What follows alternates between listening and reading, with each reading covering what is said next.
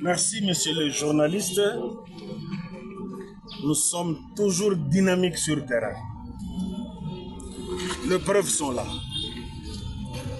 Pas plus qu'avant-hier, alerté par des sources indépendantes par rapport à la recrudescence des taux de criminalité dans Mugunga, avenue Njili, avenue Ewabora, Ndosho, avenue Rwasama, avenue Ileo, avenue Kabacha.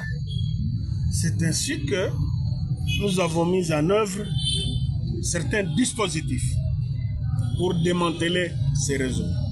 Dieu merci. L'arme ici entre les mains de faux Wazalendo qui insécurise Mugunga avec dissipation des munitions. Et c'est une arme qu'il avait utilisée, c'est pas arrachée entre les mains d'un policier. Il va nous dire dans quelles circonstances. Parce qu'il y a des policiers qui sont morts en plein engagement dans le point chaud ou en patrouille pédestre. Il va nous expliquer.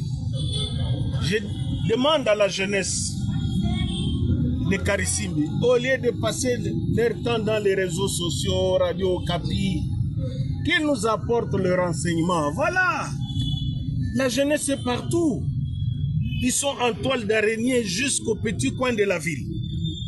Raison pour laquelle ces compatriotes doivent essayer de revoir leur méthode de travail. Ce n'est pas en distillant les messages parfois incommodes dans les réseaux sociaux qui nous apportent les preuves et nos services sont là pour faire leur travail. Le cas de la dame là, la demoiselle, il y a à peu près 2 mois, cette dame avec son copain ou son mari qui avait tué, nous l'avons arrêté avec son mari avec l'arme. Voilà, curieusement encore relâché. Nous demandons à notre justice la fermeté, que la loi puisse donc triompher. Et j'ai confiance à cette justice avec l'auditorat supérieur militaire, l'auditorat des garnisons, mais qu'il voit à qui est-ce qu'on a confié tel ou tel dossier. C'est le cas aussi de ce jeune homme qui a justice il y a 2 mois, que nous l'avions arrêté ici. Nous allons suivre les pistes et faire rapport à qui de droit pour qu'on voie dans quelles conditions il a été relâché. Parce que la prison, c'est parfois un lieu de rééducation. Mais rééduquer qui?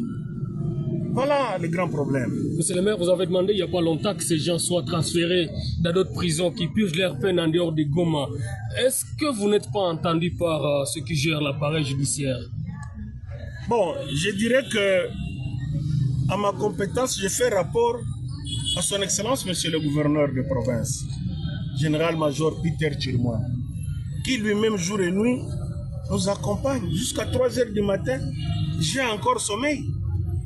La démarche est en cours. On ne peut pas prendre quelqu'un comme ça, comme un sac de riz, et directement on l'achemine à Kinshasa. Il y a une procédure que les amis de la justice vont suivre, mais ce que nous allons demander, c'est d'accélérer ces procédures-là. Parce que plus ils vont rester ici, nous risquons encore d'avoir liberté provisoire et ils vont revenir sur le sol. C'est pour d'abord vous dire que ces produits ont un but lucratif. D'une part, ça génère l'argent. D'autre part, ça entre dans les stratégies aussi des ennemis. Il faut droguer les gens pour qu'ils commettent des gaffes dans la ville. Et quand il y a trouble à l'ordre public, l'ennemi cherche maintenant l'opportunité pour s'infiltrer. Voilà, nous devons combattre. Et où? Dans un site de déplacés de guerre. C'est ce qui est encore plus dangereux que ça. Moi, j'ai toujours dit, il y a des normes pour mener les opérations de bouclage en bloc ou bouclage ciblé avec la communauté internationale. Mais nous avons les gens dans les camps. C'est à vous de sensibiliser. J'ai dit aux députés provinciaux, nationaux, aux conseillers communaux. Leur base, ils doivent changer de comportement. Et souvent, quand on arrête, un coup de fil, oh non, monsieur le maire, est-ce que vous ne trouvez pas, vous ne trouvez pas? Mais des chanvrards, des histoires comme ça. Et quand on est sous drogue, on fait de n'importe quoi. des abus sexuels, des comportements de destruction méchante. Voilà, c'est ce que nous devons éviter.